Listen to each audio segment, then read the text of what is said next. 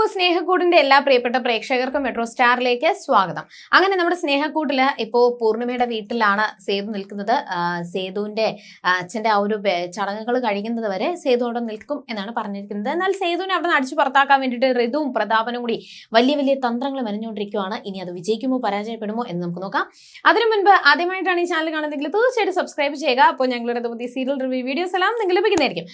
അങ്ങനെ ഭയങ്കരമായിട്ട് ഒരു സേതുവിനെ തള്ളി അടിച്ചു പുറത്താക്കാൻ വേണ്ടിയിട്ടുള്ള ശ്രമങ്ങൾ നടന്നുകൊണ്ടിരിക്കുകയാണ്.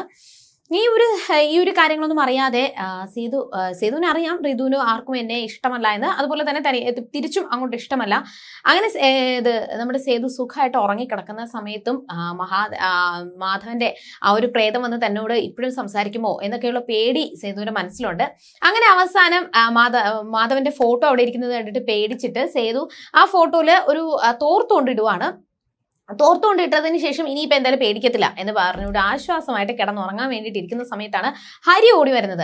എന്നിട്ട് ഹരി വന്നതിന് ശേഷം കാര്യങ്ങൾ ചോദിക്കുമ്പോൾ മാധവൻ തന്നെ വീണ്ടും പേടിപ്പിക്കാൻ വേണ്ടിയിട്ട് വരുന്ന അതുപോലെ എനിക്ക് തോന്നുന്നുണ്ട് എന്നൊക്കെ ഹരിയോട് പറയുമ്പോൾ ഹരിയാണെങ്കിലോ തിരിച്ച് സേതുവിനെ പേടിപ്പിക്കാൻ വേണ്ടിയിട്ടാണ് വീണ്ടും വീണ്ടും ശ്രമിക്കുന്നത്. ഇത് ഇപ്പൊ മരിച്ചവര് ചടങ്ങ് പൂർത്തിയാക്കുന്നത് വരെ നമ്മളുടെ ചുറ്റുപറ്റിയൊക്കെ നിൽക്കുമെന്നും അതുകൊണ്ട് തന്നെ നമ്മൾ പറയുന്നതെല്ലാം പറയുന്ന കുറ്റങ്ങളും കുറവുകളും എല്ലാം അവർക്ക് കേൾക്കാൻ പറ്റും. അതുകൊണ്ട് സേതുവേട്ടൻ സൂക്ഷിക്കണം എന്നൊക്കെ പറഞ്ഞുകൊണ്ടിരിക്കുന്ന സമയത്താണ് പെട്ടെന്ന് മാധവന്റെ ആ ഫോട്ടോയിൽ നിന്ന് ആ ഒരു തോർത്തും കൂടി താഴെ വീണത്. അപ്പോൾ മാധവൻ ഇവിടെ എല്ലാം കേട്ടുകൊണ്ടിരിക്കുന്നത് കൊണ്ടാണ് ആ തോർത്ത് താഴോട്ടിട്ട് നമുക്ക് സൂചന തന്നത് എന്ന് ഹരി ചുമ്മാ പേടിപ്പിക്കുകയാണ്. അങ്ങനെ സേതു പേടിച്ച് വിറച്ച് ഇരിക്കുന്നുണ്ട്. എന്തായാലും രാവിലെ തന്നെ പല്ലവിയും അനിയത്തിയും മാഷും കൂടി ചേർന്നിട്ട് അമ്പലത്തിൽ പോയി തൊഴുത് പുറത്തോട്ട് ഇറങ്ങുന്ന സമയത്താണ് രാജലക്ഷ്മി വരുന്നത്. അപ്പോൾ രാജലക്ഷ്മി വന്ന ഉടനെ തന്നെ പല്ലവിയെയും നമ്മുടെ പല്ലവിയുടെ അനിയത്തിയൊക്കെ കുറ്റപ്പെടുത്താൻ വേണ്ടിയിട്ട് ശ്രമിക്കുവാണ്.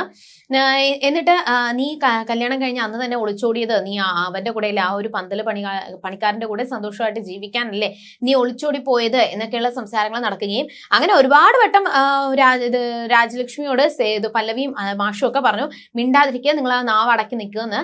അമ്പലത്തിന്റെ മുന്നിൽ വെച്ച് അനാവശ്യമായിട്ടുള്ള കാര്യങ്ങൾ പറയരുത്, നിങ്ങളെ മോനെ കുറിച്ചും എന്താണ് ഏതാണ് എന്നത് എല്ലാം എനിക്കറിയാം, എന്നാൽ പറയാത്തത് അമ്പലത്തിന്റെ മുന്നിലായതുകൊണ്ട് മാത്രമാണ് എന്നുള്ള കാര്യങ്ങളൊക്കെ പറയുന്നുണ്ടെങ്കിലും നമ്മൾ രാജലക്ഷ്മിക്ക് ഒരെണ്ണം കിട്ടിയില്ല എന്നുണ്ടെങ്കിൽ ഉറക്കം വരൂല എന്ന് പോലെയാണ് നമ്മുടെ പല്ലവിയുടെ വായിൽ നിന്ന് കിട്ടിയപ്പോൾ രാജലക്ഷ്മി അടങ്ങി. അവസാനം സഹി കെട്ട് നമുക്ക് ഒട്ടും സഹിക്കാൻ പറ്റാതെ വരുമ്പോഴത്തേക്കും എത്രയൊക്കെ ആളാണെങ്കിലും വായിൽ കോലിട്ട് കിട്ടുമ്പോഴത്തേക്കും നമ്മൾ പറഞ്ഞു പോവും എന്ന് പറയുന്നത് പോലെയാണ്.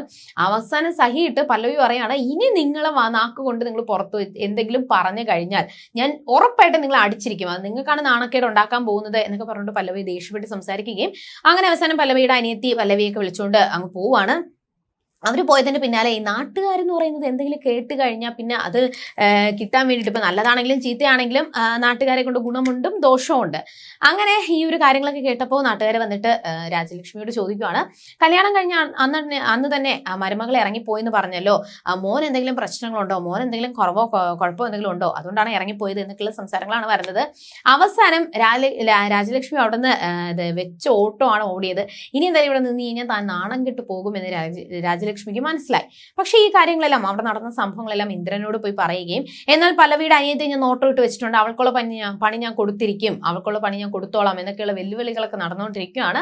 അങ്ങനെ രാവിലെ തന്നെ സേതുവും ഹരിയും കൂടി ഭക്ഷണം കഴിക്കാൻ വേണ്ടിയിട്ട് അവിടെ എണീറ്റ് വന്നിരിക്കുകയാണ്. സ്വാദിഷ്ടമായ പാലപ്പത്തിന്റെ കൂടെ നല്ല കടലക്കറിയൊക്കെ വെച്ച് കഴിച്ചുകൊണ്ടിരിക്കുമ്പോൾ ബേബി ചേച്ചിയുടെ കൈപ്പുണ്യത്തെയൊക്കെ പറ്റിയുള്ള പുകഴ്ത്തി പറഞ്ഞ് സംസാരങ്ങളൊക്കെ നടക്കുന്നുണ്ട്.